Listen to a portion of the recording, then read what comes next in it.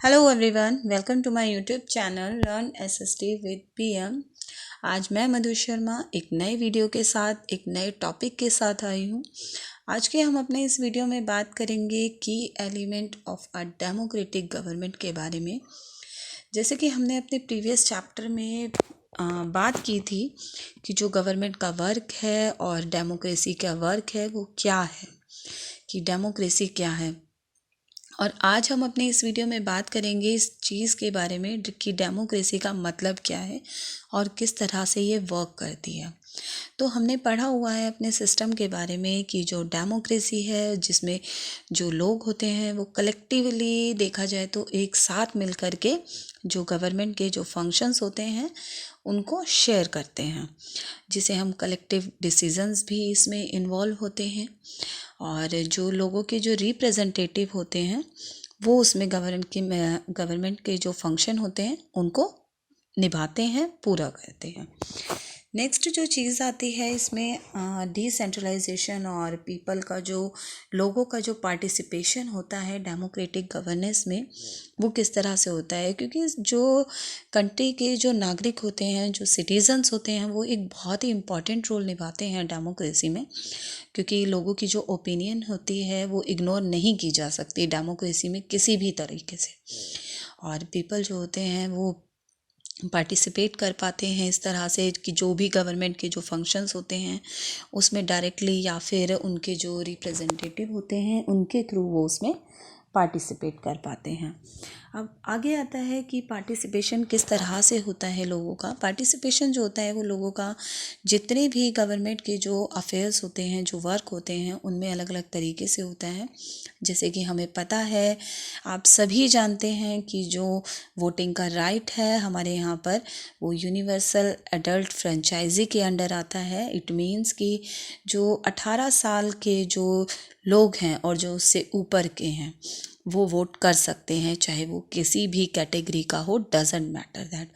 तो वो अपना एक रिप्रेजेंटेटिव्स चुनते हैं और जो इलेक्शंस होते हैं वो अलग अलग रेगुलर जो इंटरवल्स होते हैं, इट मीन्स एक टाइम पीरियड होता है हर जगह का करीब, और ऑलमोस्ट अगर हम देखें तो ये 5 साल का ही होता है। और हर इंसान जो हमारे कंट्री के जो लोग हैं, हर स्टेट के, हर वार्ड के, सभी अपने रिप्रेजेंटेटिव को चुनने के लिए फ्री होते हैं। और जो सुप्रीम पावर अगर देखें तो वो लोगों में ही होती है। और डेमोक्रेटिक गवर्नमेंट जो होती है वो इंश्योर करती है लोगों का जो इंटरेस्ट है उसके बारे में, उसको श्योरिटी देती है। और जैसे हमें पता भी है, कभी अगर गवर्नमेंट फेल हो जाती है अपने जो वादे होते हैं उनके, या फिर उनके जो काम होते हैं लोगों के भले के लिए, वेलफेयर के लिए, तो जो लोग हैं वो नेक्स्ट टाइम अपना उनको एक तरह से रिमूव भी कर सकते हैं। क्योंकि जब वो नेक्स्ट इलेक्शन में उन लोगों को नहीं चुनते तो इट मीन्स वो हट भी सकते हैं, तो वो फेल भी हो सकते हैं। और भी कुछ हमारे तरीके होते हैं जिनकी वजह से जो लोग होते हैं वो पार्टिसिपेट करते हैं। जैसे कि जो कोर्ट है उसमें हम देखें कि कुछ एक जो लोग थे उसमें एक केस आया था इस बारे में अगर हम बात करें तो, कि जो लोग थे वो उसके जजमेंट से हैप्पी नहीं थे, तो उन्होंने अपनी जो ओपिनियन थी उस ओपिनियन को भी दर्शाया।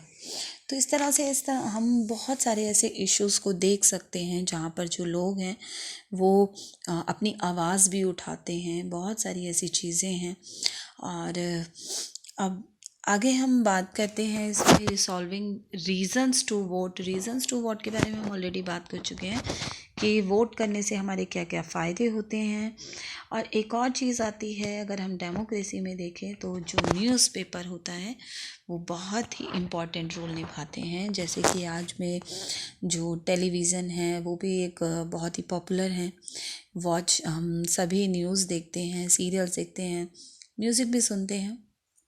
तो हम बहुत सारी ऐसी चीज़ें हैं जो हम टीवी में देखते हैं, और रेडियो, टेलीविज़न, ये सभी एंटरटेनमेंट इन्फॉर्मेशन का जो हमारा मास मीडिया है वो बहुत ही इम्पॉर्टेंट रोल निभाता है। जो न्यूज़पेपर्स होते हैं या फिर न्यूज़ चैनल्स जो होते हैं वो प्रॉब्लम्स को शो करते हैं, दिखाते हैं, उनकी डिफ़िकल्टीज़ दिखाते हैं जो भी लोग फेस करते हैं। तो ये सभी चीज़ें बहुत मायने रखती हैं। अब तो आगे इसके बारे में बात आती है कि रिसॉल्विंग होती हैं, किस तरीके से जो कन्फ्लिक्ट्स होते हैं वो किस तरह से रिसॉल्व होते हैं।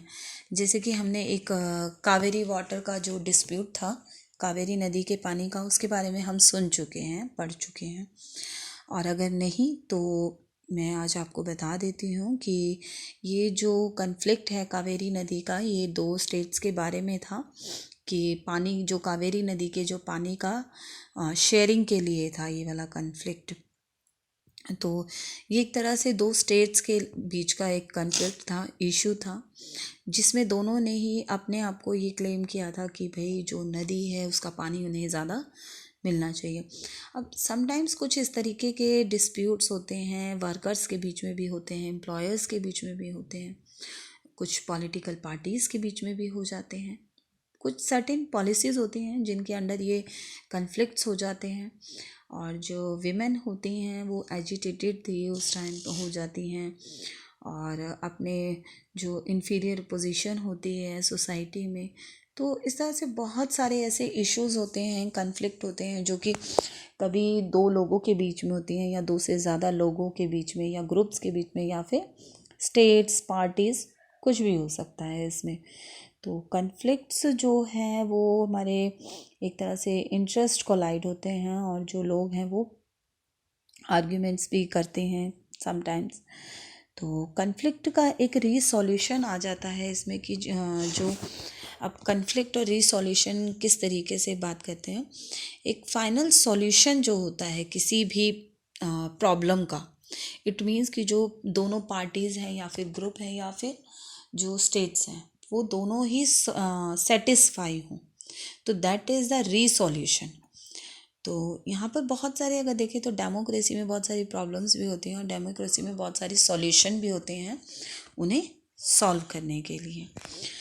आगे बारी आती है इक्वालिटी एंड जस्टिस की। इक्वालिटी एंड जस्टिस जो है हमने अपने कॉन्स्टिट्यूशन के बारे में पढ़ा है कि इक्वल बिफोर द लॉ या फिर रूल फॉर ऑल, कि इक्वालिटी हमारे यहाँ पर रिप्रेजेंट की जाती है, कोई डिस्क्रिमिनेशन नहीं है, लाइक किसी सिटीज़नशिप के नाम पर या फिर रिलीजन के नाम पर या फिर कास्ट के नाम पर।